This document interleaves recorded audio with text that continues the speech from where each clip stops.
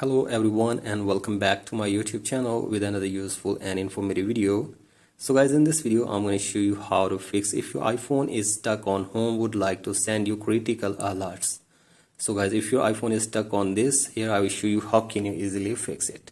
So guys, the solution for this issue is very simple. You have to simply force restart your device for one time if you are stuck on this pop-up.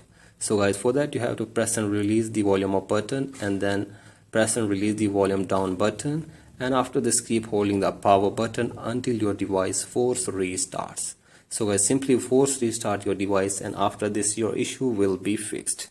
So guys, that's it for today's video. Hope this video helps you. Please like and subscribe to my YouTube channel as well. Thank you.